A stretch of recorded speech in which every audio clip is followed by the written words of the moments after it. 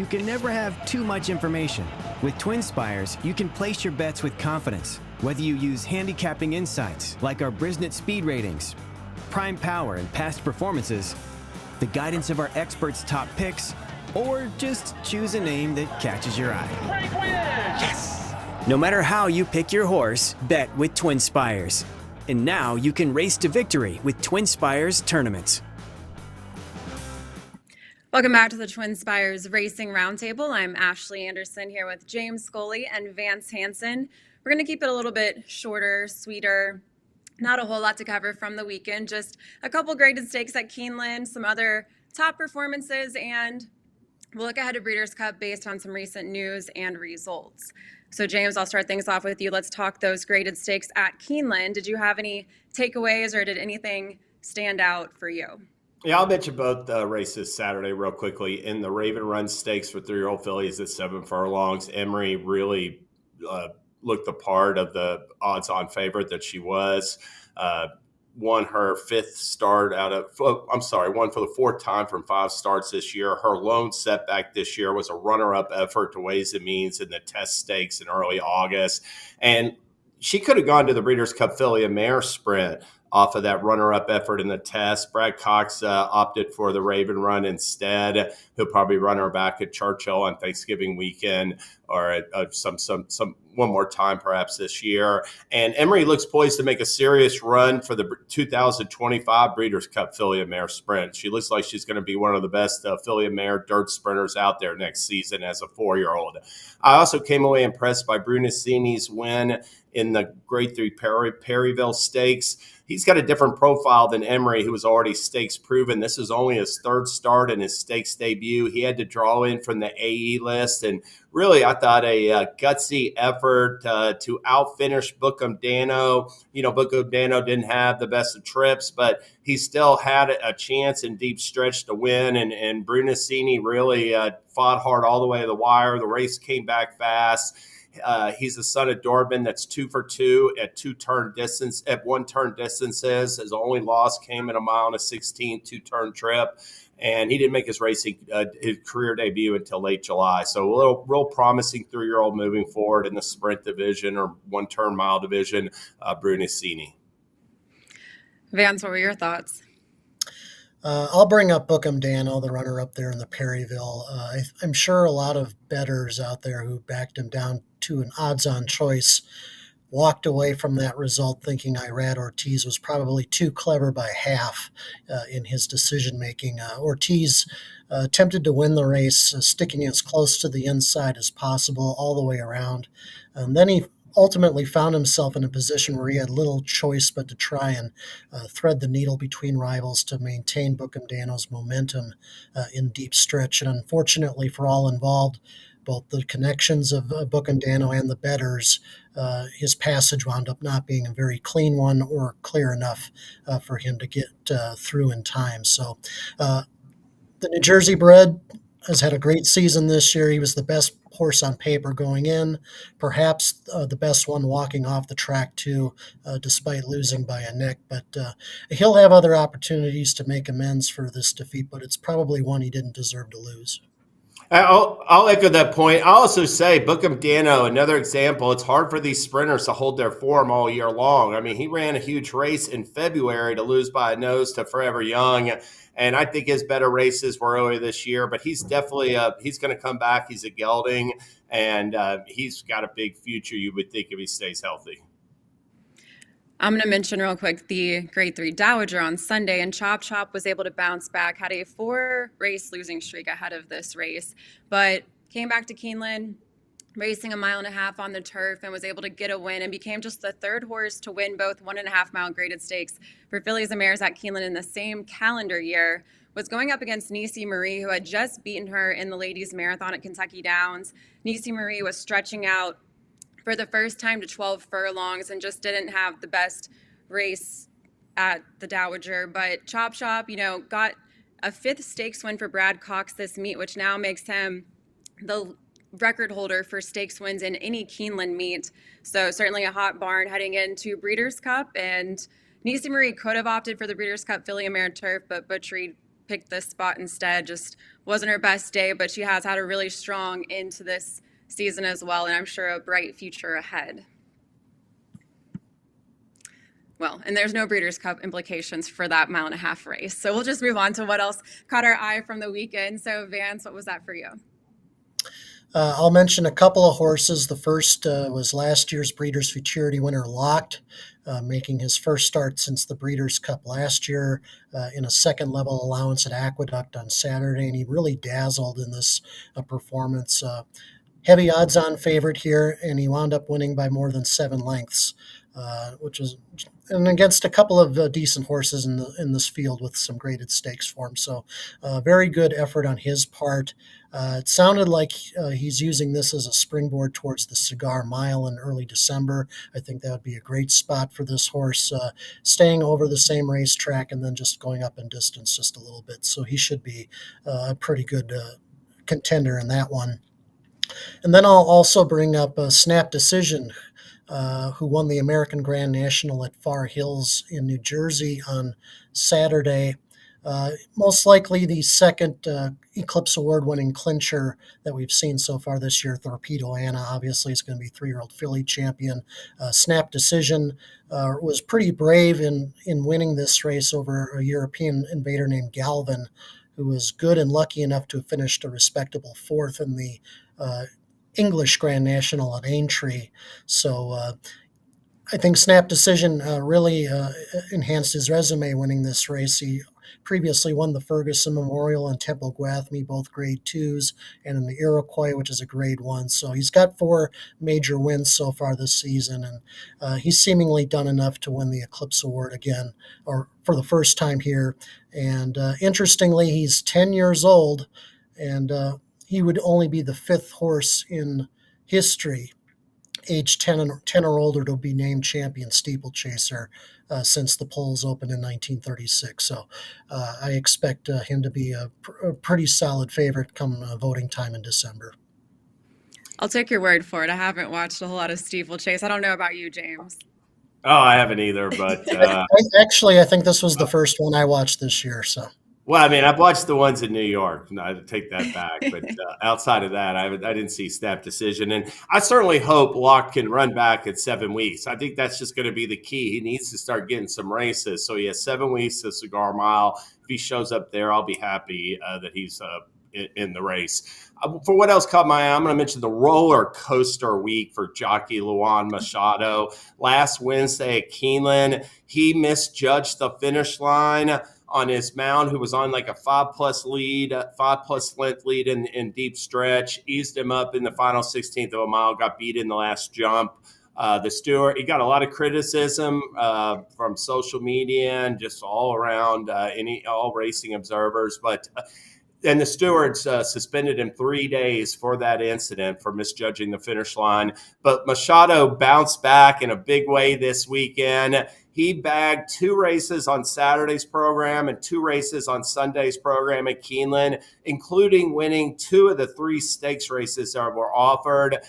He was on Brunacini, who had to dig down deep to withstand that late run from Bookham Dano, and even Chop Chop. I thought she was toast in deep stretch. I thought the filly ran second, was going to go right by her, and she dug down deep with Lan Masado urging her on and held on to win by a nose. So, hey, I mean, you talk about a true professional, Brazilian jockey Lan Masado, faced all that adversity and then really came through strong this weekend. And one of his winners Sunday was Interlock Empire, who was a double-digit long shot in the late pick 5 sequence. That long shot helped generate a pick 5 carryover into Wednesday. I want to mention that real quick. It's the late pick 5 starting at race 4 at Keeneland on Wednesday. $301,000 carryover, and the first leg of the pick 5 sequence got 10 runners, and the last 4 all drew at least 12. So another challenging series awaiting players on Wednesday. Hopefully not as chalky as the last carryover that we had a couple of weeks ago. Nope. Well, I'll talk about a different rider who did very well this weekend in New York, and that was Flavien Pratt, who earned his 68th stakes win of the year. He's in the lead with a 68 and 11 shy of the single-year record of 79, which Irad Ortiz Jr. set in 2002. And Pratt got the win in the Chelsea Flower, pairing up with Chadbrown, who won, I believe, all three stakes at Belmont and Aqueduct this weekend. And Chadbrown also is in the lead with stakes wins with 60.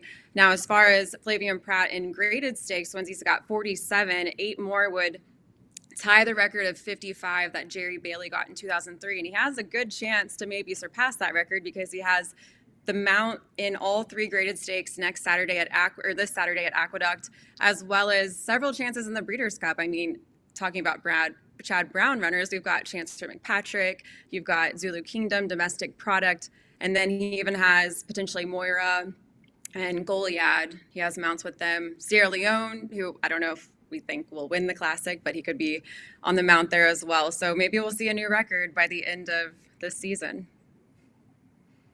What do you think, James? Do you think he can get it done with Sierra Leone, or is it time to just completely fade that horse? No, I mean, I think he's got a chance to reach this record, but not Sierra Leone. No, sorry. Well, let's talk some more Breeders' Cup. We had a lot of recent news. This weekend's results had some implications for the Breeders' Cup. So, James, what are you thinking after the last week of news? Let me just say that I saw over the weekend that Newgate and Highland Falls each worked 5 furlong bullet works. Newgate at Santa Anita, Highland Falls at Churchill Downs. These are a pair of older horses that are Grade 1 winners this year. I don't think either one of them will be in the top 4 betting choices. In fact, you look at this year's field, there's like 3 main win contenders. Fierceness, Travers winner, Forever Young, the Japanese horse, and City of Troy, the Irish turf-based horse.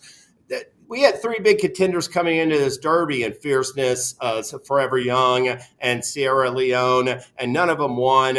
I get the same feeling surrounding this Breeders' Cup Classic. I think the race is up for grabs, and I want to mention, I think both Highland Falls and Newgate are potential candidates to show up with a career best effort. Highland Falls is a horse that has progressed each race this season for Brad Cox, who's been saying all along his best distance was 1.25 miles, and he comes off a big race, I think, in the Jockey Club Gold Cup, where he showed excellent tactical ability that could help him in the Breeders' Cup. Newgate missed like his entire 4-year-old season last year. He missed almost a whole year racing. He's come back this year, won a Grade 1. He was first off the layoff in that California Crown. He got a 107 Brisnet speed rating, and he's a candidate to keep moving forward off of it in the Breeders' Cup Classic. So Newgate, Highland Falls are 2 horses I'm looking at for this year's Classic. Vance, what do you have for what else? Potential Breeders' Cup turf favorite Rebels Romance has had his recent form lines really enhanced in the last couple of weeks. Rebels Romance comes off a Group 1 win in Germany in the Price Fund Europa, and in that race he defeated Straight, who on the 13th of October was a comfortable winner of the Gran Premio del Jockey Club, one of Italy's top races for older horses. And then if you go back to the summertime, Rebels Romance was 3rd in the King George VI and Queen Elizabeth at Ascot, behind Goliath, who returned this past Sunday to win the Prix du Conseil de Paris at Longchamp. That was his prep race for the Japan Cup in late November. And, of course, the horse that split Goliath and Rebels Romance in the King George was Blue Stocking, the filly that wound up winning the Arc de Triomphe. So Rebels Romance's form lines are extremely solid going into the Breeders' Cup turf at Del Mar, and this is not going to be a very strong renewal of the turf. We've alluded to the lack of depth of the European older horses and 3-year-olds this year, and the fact that the better U.S. turf horses were concentrated in the mile division. So, in my opinion, Rebels Romance is going to be a deserving, solid favorite to win his second Breeders' Cup turf. I'm hoping we can get somewhere in the neighborhood between 5-2 and 7-2. I might be dreaming about that a little bit, considering who he's up against, but I think I would take odds in that range all day long. And I'll take it over to the Breeders' Cup Filly and Mare Sprint. We had news come out on Sunday that Michael McCarthy will not be pre-entering Sweet Azteca in the Filly and Mare Sprint. And this was a horse that was very dominant over in California, but failed to fire in the Chillingworth, the Grade 3 Chillingworth at Santa Anita on October 5th. Connections resumed training and decided that they don't want to enter her in the Breeders' Cup. And that really will kind of soften the pace a little bit, because looking right now at the not the pre-entries, but you have the Brisnet early entries that we have out with the past performances, and really most of the horses that are pointed toward the Flavien Pratt Sprint are later runners. So you've got Ways and Means and Society, Hope Road, that will all go for the early lead, but potentially a softer pace. And, we just saw Zeitlos win the TCA, but she's a late closer, and I feel like if we don't get that fast pace, then that kind of eliminates her chances. I feel like Ways and Means is, probably going to be favored, and then Emery just winning this past weekend, that flatters the form of Ways and Means, who beat her in the test, and Emery came in second by about 2.5 lengths. So now you're, coming off that, Emery bounced back in the Raven Run here off that second in the test. So certainly looks good for Ways and Means heading over to Del Mar.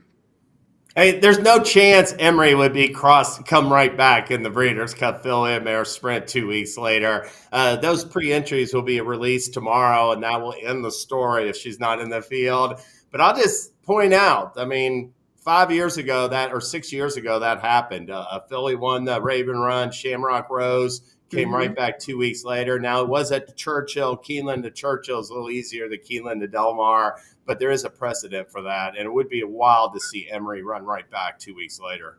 And I will say real quickly, the Raven Run has had, a few runners recently come out and win the Breeders' Cup Flavien Pratt Sprint in their next season, or win several Grade 1 races. And Vava won the Raven Run and could be a contender in the Flavien Pratt Sprint, coming off a layoff for Cherie DeVos. So she'll be one of the favorites. Yeah, I think she has a good chance, as kind of, sitting mid-pack, but not quite, toward the early lead, but maybe can close late. So we'll see what happens.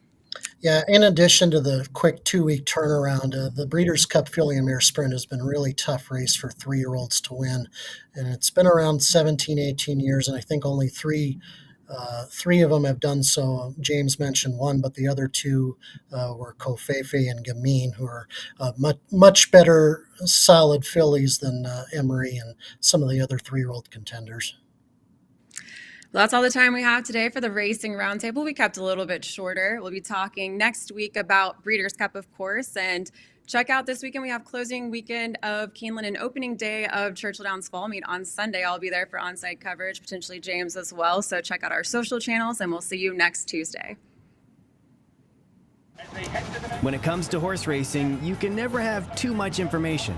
With TwinSpires, you can place your bets with confidence, whether you use handicapping insights like our Brisnet speed ratings, prime power and past performances, the guidance of our experts' top picks, or just choose a name that catches your eye. Yes! No matter how you pick your horse, bet with TwinSpires. And now you can race to victory with TwinSpires tournaments.